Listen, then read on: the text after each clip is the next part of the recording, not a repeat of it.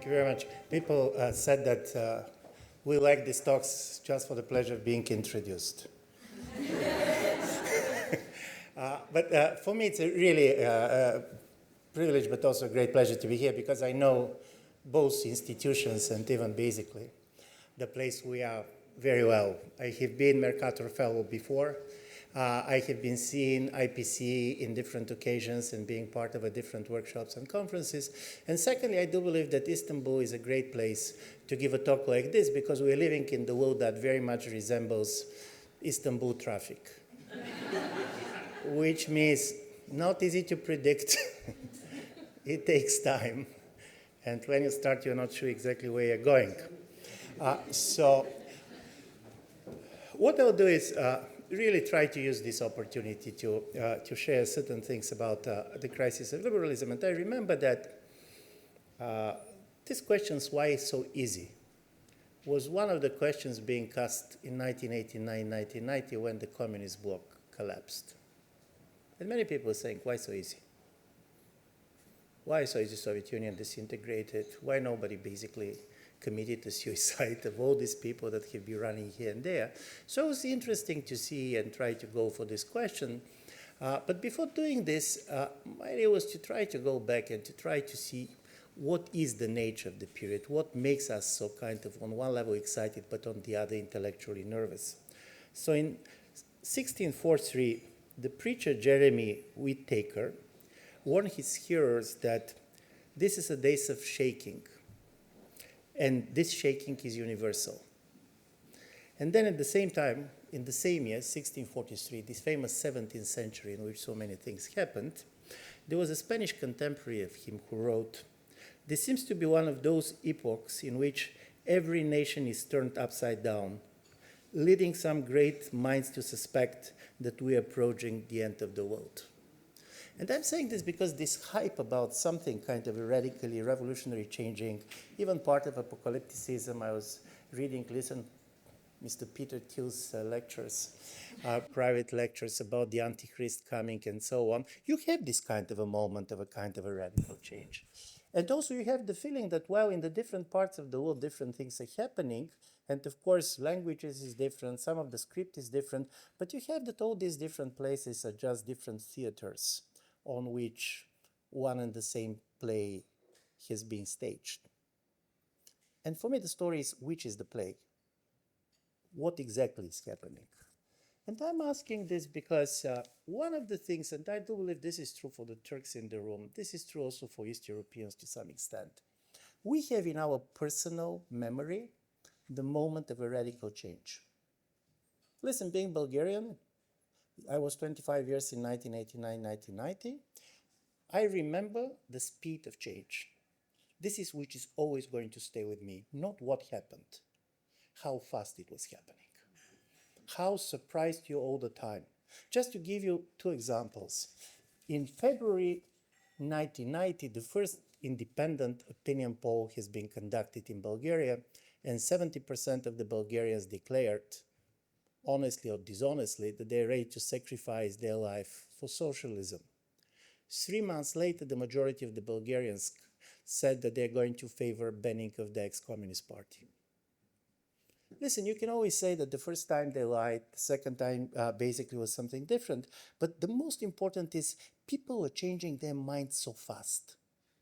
It was not simply about lying and saying the truth. Simply the things were happening very much.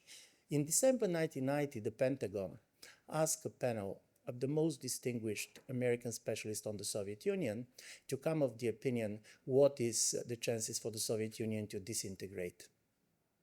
And the consensus opinion of the top American experts on the Soviet Union was that, of course, Soviet Union will go through a major crisis, but it is very unlikely for it to disintegrate. Because they said, great powers do mistakes, but they very rarely commit suicides. And listen, 2 years later, we were talking about the disintegration of the Soviet Union as something that was inevitable. I'm saying this because this idea of fastness and change is something that I'm seeing again. By the way, it's interesting in your own life. Then the mood was different, at least on my side than now. But what really captures my attention was always the pace. how fast things are happening. So before trying to go and to talk something about the current crisis of liberalism, looking at this experience, I ask a simple question. Okay, if it is a revolutionary times, and if I have in my personal experience such a time, now when I look back at it, I'm interested what I have not seen back then. In order to try to understand, probably this is going to allow me to look for certain things now which other people are not seeing. And being East European back in 1990, 1991, you believed that Eastern Europe was the center of the world. Basically, it was Berlin. The fall of the wall, this was the universal moment. You have the feeling that as on the 10th anniversary of the fall of Berlin Wall, Robert Cooper, the famous British diplomat intellectual, said 1989 is going to divide past from the future in the way the Berlin Wall was dividing East from the West. Okay, now when I look back at 1989, I realized that what for us was the liberal revolutions, for many other people in different parts of the world was a revolution too, but it was a different revolution. Now looking back, it can turn that Tiananmen was not less important than the fall of the Berlin Wall. The resistance of the Chinese Communist Party, which back then was perceived as footnote in history, particularly East Europeans, for us, what happened on June 4th was the first Polish elections. Now, when you look back, you can see basically that the resilience of the Chinese Communist Party was critically important, and basically the role of China is where it is. And in 1989, if you have been in Afghanistan, and particularly if you have the opportunity to share the company of somebody like Osama bin Laden, he's going to tell you that 1989 was the high hour of radical Islam. Because the Taliban has defeated one of the superpowers of the Cold War. And basically he believed that this is the new history starting. For him, this was not the end of history, it was the beginning of history. And then you go and we talk about liberal revolution in Europe, and in 1989 was also the year in which Serbian President Slobodan Milosevic gave his famous speech in Kosovo Pole, in which he basically, this was the kind of a high hour, also of East European nationalism. He had this talk, and by the way, everybody is talking about the great excursion of East Germans to West Germany in 1989. At the same time, and some of this room probably will know better, there was a great excursion of the Bulgarian Turks from Bulgaria. 300,000 people have been expelled. It was also called the Great Excursion. So I'm saying this, and I'm going to give you two other examples, that in all these places, there was a sense of a radical change, but they were not seeing this as a liberal revolution. They were seeing their own revolution. Paradoxically, in a moment of change, the revolution is always in plural. And the other two things, in 2019, the Independent Levada Center in Russia asked a question to the Russian public, what is the most important thing that has happened in 1989? And they have all the options: Polish elections, Berlin Wall, Tiananmen. 53% of the Russians said withdrawal of the Soviet troops from Afghanistan. The end of the empire was more important than the end of communism. In a certain way, basically, this was the story. And also in 1989, a young IT specialist called Elon Musk left South Africa and left it kind of not believing that he's living in a place which was the liberal revolution, and this kind of experience of being part of the white minority that is losing its power and basically facing the resentment of the people that you have governed, obviously very much also shaped his view of the world, and it's not by accident that he's now trying to see the world, at least the United States, much more as a kind of a grand version of what he has seen in South Africa. I'm saying this because, and this is my first argument, there was something really interesting about the liberal revolution, because revolution and liberalism does not really rhyme historically. In the late 18th century, when Abad Sayeh, one of the famous kind of proponents of mixed government in France, was asked, what did you do during the revolution? He said, I survived. And this is important because liberalism has two versions, all of them very important, but one of them was a pre-revolutionary liberalism.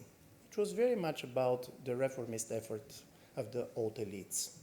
And you have it in everywhere. For example, in the communist system, Gorbachev was a classical example of this, trying to open the system, trying to introduce the idea of rights and so on, trying to go there. And also, after that, you had the post-revolutionary liberalism, where, for example, you're going to see people who are dealing with the excesses of the revolutions. Post-revolutionary Benjamin Constant is a very important figure in this, where you try to preserve what revolution managed to achieve. So from this point of view, liberals were never reactionaries, but at the same time, you try also to restore certain things that have been destroyed.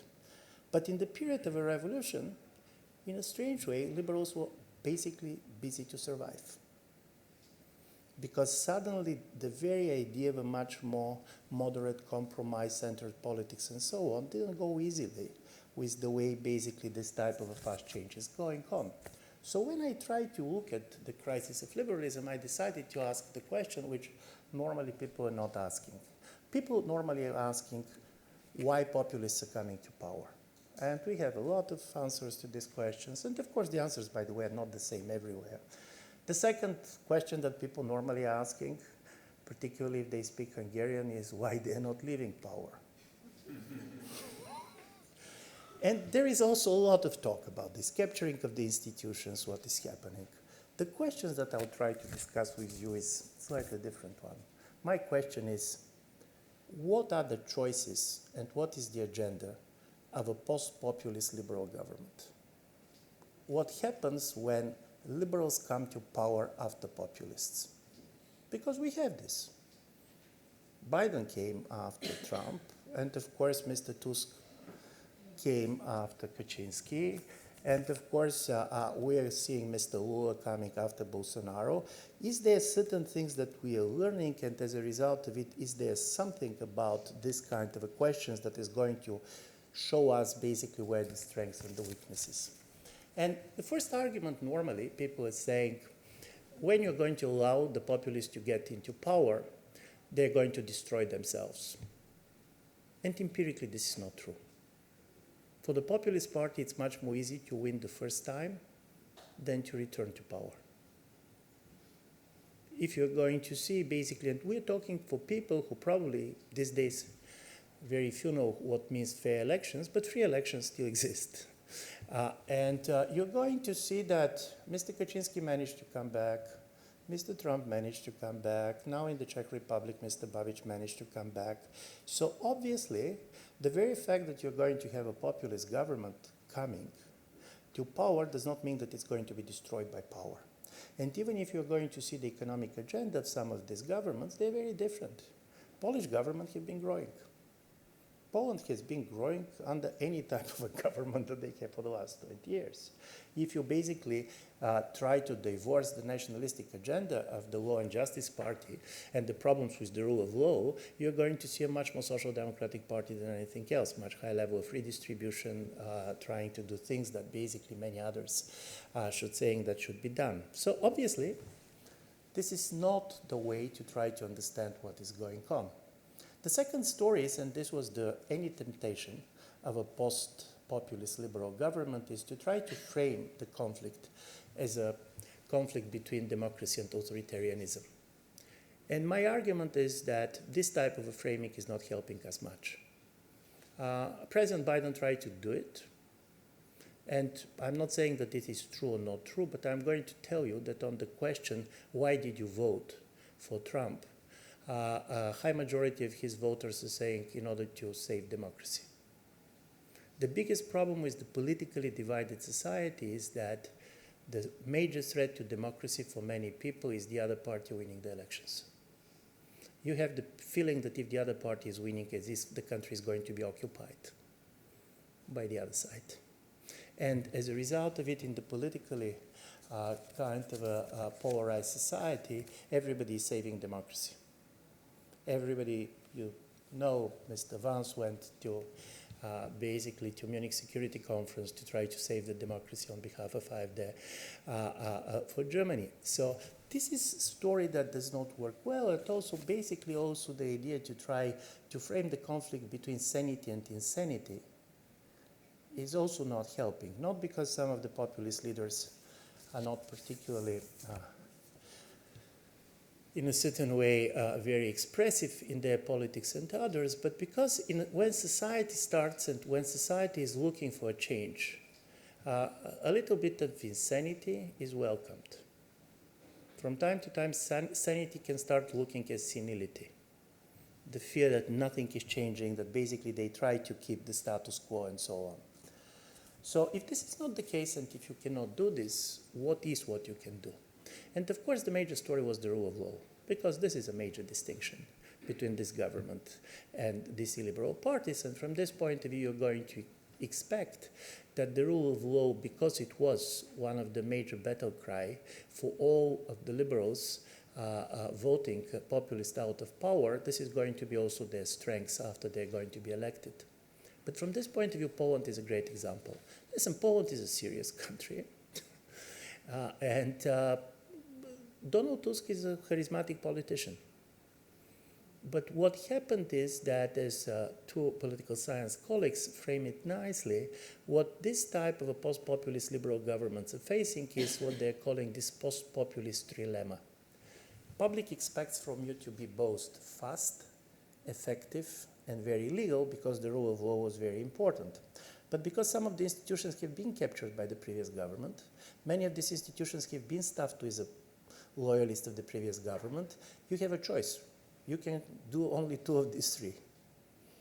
You can be fast and effective, but then basically creative in the way you're seeing the legal framework, or you can be effectively illegal, but it's going to be at the cost of space. And this was exactly what the Polish government faced. For example, they have a public television that was independent by law, but which was totally stuffed. It was really the mouthpiece of the government. Being Bulgarian, you cannot impress me very much with biased media, honestly speaking. But the Polish public television was amazing. During the election times, you're going to see on the main news, Tusk was back then the leader of the opposition, you're going to report it on him. And they are going to have the singing of German, Deutschland, Deutschland über alles. Try to make him the German candidate and so on. So this is excessive even for East European standards. So what he should do?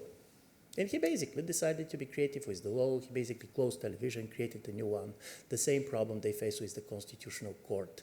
Then basically many of the people who talked the rule of law said, but listen, they also kind of using power to try to to break the rules.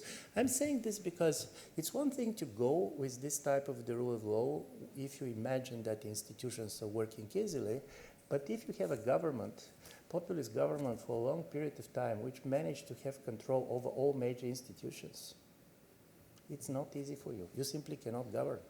For example, if Hungarian opposition is going to win the elections in April, which is not impossible, governing is not going to be easy for them because you have the courts, you have the independent agencies, you have all these things which are about division of power, which is going to make it very difficult.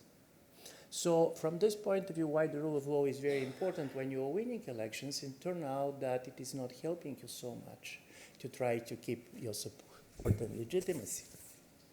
So then, if the only problem is the captured institution, my story was, okay, there is one country in which you should expect that post-populist government should do well. And this country was United Kingdom, for four very simple reasons. You have a populist failure that is acknowledged even by some of the people voting for this party. Brexit was not great. And I spent the last year in Oxford. Brexit was not great even for those who voted for it. There are places in Britain where the level of the infrastructure is much worse than in Bulgaria. And listen, for Bulgarians, this is such a shock to see all this. Because traditionally, when something bad was happening in Bulgaria, we're going to say this never can happen in the United Kingdom. We're not saying this anymore. We are using the same for the United States. So the second thing that was important about Britain is that you do not have captured institutions. You have courts, which are courts, and basically you have a professional civil service, so you do not have this type of a problem. Thirdly, you have an effective parliamentary majority. You don't have this coalition government like in Poland, where you're really very much kind of, your hands are tied in a constantly never-ending coalition negotiations. Plus, the Labour Party itself has their own post-populist identity after Corbyn. So you believe that if there was a place where we are going to see the strengths and the agenda of the post-populist liberal government, it's going to be the United Kingdom. And they're not doing very well, to put it mildly. The government lost support very early on. Reform is very much up. So what is happening and why and how? And here comes the interesting story, which at least in my view is very important when we look at these revolutionary times. There was a famous German liberal from the 19th century who used to say, we all are born revolutionaries. But are we going to be a red revolutionaries or white revolutionaries? Very much depends on the historical circumstances. And while there was an energy and kind of attack on the status quo, both from the left and the right, when you look at electrodynamics, you're going to see that in a certain way the right is very much enjoying certain type of advantages based on the two major issues that are making the kind of the identity of the left and right these days. The left was very much about climate. At least when you see, it's not simply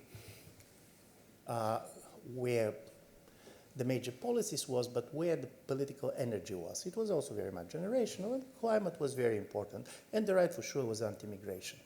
And here you have two governments. In Italy, you have Mrs. Meloni, who very much won on the anti-migration rhetoric. The 2 years since she's in power, the migration in Italy has not declined. But her support has not declined too. Her supporters stay with her regardless of the fact that she did not reverse the trend, and even more, in one of the years she has more migrants than during the previous government. On the other side, you have the German Greens. If you see what happened with the carbon footprint, because also of the war and many things, it went down 20%. You can expect that basically people are highly enthusiastic, but if you're going to look at the Greens' support, and particularly not simply to their own electoral results, but their influence outside of their core base, they're not overperforming, let's put it like this. And the story is why. And this is quite important because in a certain way, and we're talking with one of the future fellows who is working on this topic, I had the opportunity to talk to Mr. Habeck while he was in power, and it was very painful to realize that when he started to understand that people were giving him mandate to change the world, but not their way of life. You can change globally what you want. Don't touch my boiler. Don't tell me how to live. Don't tell me what kind of car I'm going to drive. And this is really important. This was there. While on the Italian side, voters said, listen, probably Meloni cannot stop them. Probably nobody can stop them. But the difference between her and the previous government is that they liked what they see, and she, like us, does not like it. So suddenly, the right is very much kind of judged on how they feel about the situation, not on the performance. And I'm saying this, and this is going to be my last point. So if you look at the Labour government, they tried several things. For example, seeing that migration is a big issue, the British Prime Minister went to Italy and tried to convince his own voters that he's going to take the best practices of the Italian right in order to do it, and it didn't work electorally. I mean, why? Exactly because they don't believe that he feels like them. They don't basically buy the story. And by the way, in the case of United Kingdom, the major group of people who entered for the last years did not come during the Labour government. It was Boris Johnson who brought 2 million people, legal migrants we're talking about. And then you have basically people like Gordon Brown who said, listen, we're never going to win on migration. Let's focus only on economic issues. Let's do housing, 1.5 million houses to be built. We are going to totally ignore migration, and this is our only chance. My last point on which I want to end before making my kind of a preliminary conclusion is the following. You cannot simply eliminate one of the major issues that people are facing, but it is try to understand exactly what it is about. And one of the things that it is about is not simply, there is a racism for sure in many of the societies. This is not new, but not everybody is racist. And it's not everything about economic issues, because most of this government needs foreign labor, and this is why even Meloni basically was talking about the need for foreign labor. The thing that has happened in the world, in my view, is that suddenly what has disappeared is the sense of home.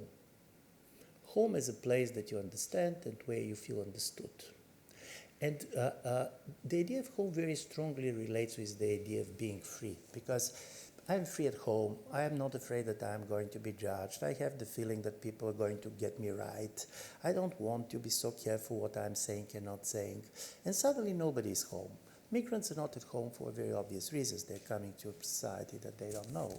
But societies are changing so fast. Some of the demographic migration changes is so big. Some of the technological changes is so big that even the local population does not feel at home at all. And this kind of a loss of home, for many, is simply loss of power. But for many of these people is loss of freedom as kind of a sense of understanding well the world in which I'm living.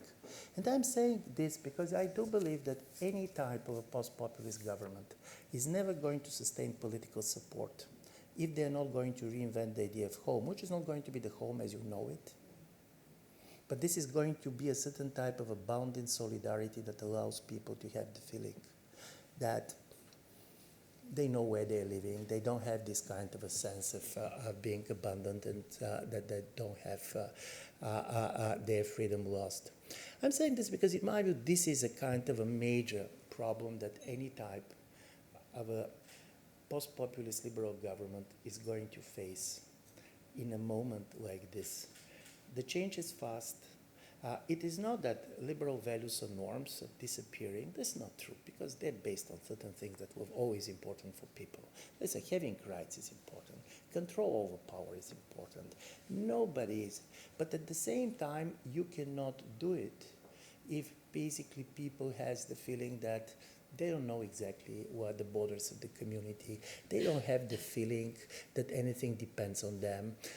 And this is going to be the major challenge. And this challenge is not what normally is called identity politics, but it is not only economic politics too. The housing problem is a huge one. But even people who have houses does not necessarily have the feeling that they have home.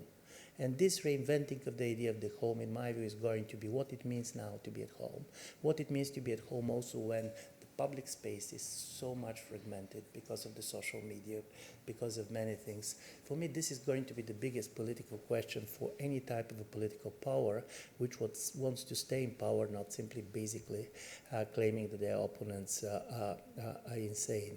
I'm going to end up here, and I'm going to end up saying that the good thing that also we learned, at least me, from the 1990s is that this is at the moment when you feel at the top of your power and expectations that you understand that, in fact, the world is not exactly how it looks like to you.